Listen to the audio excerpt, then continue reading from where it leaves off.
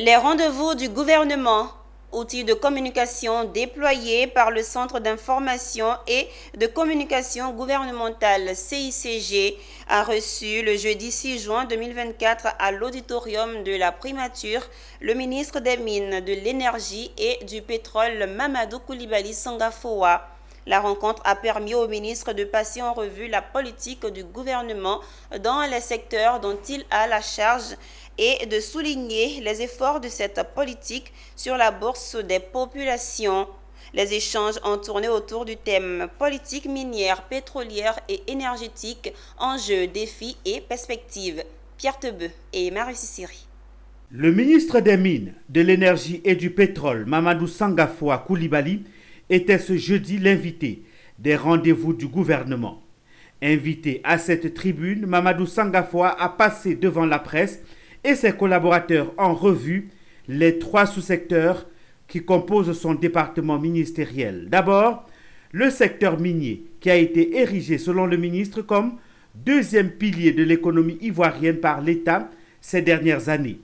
Ce secteur minier s'avère un véritable pourvoyeur de richesses au niveau national et local et s'illustre d'après le ministre de fort belle manière par des chiffres en constante évolution. Le code minier, révisé par exemple, offre la possibilité de concilier les grands permis avec les autorisations artisanales d'exploitation minière. Les productions annuelles d'or, de manganèse et de nickel, pour ne citer que ces minerais, se sont fortement accrues. L'exploitation minière artisanale à petite échelle connaît elle aussi un véritable essor.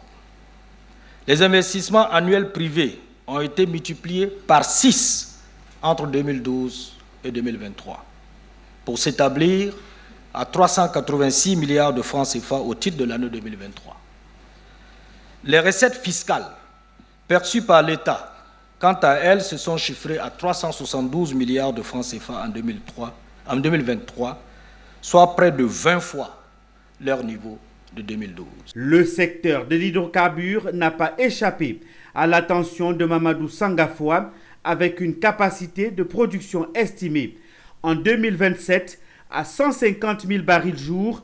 L'exploitation du gisement baleine récemment découvert permettra de porter la production nationale de pétrole à environ 200 000 barils jour contre seulement 30 000 barils jour à ce jour. La mise en œuvre de la loi sur le contenu local permettra à la Côte d'Ivoire et aux Ivoiriens de véritablement bénéficier des retombées économiques de l'exploitation pétrolière dans notre pays.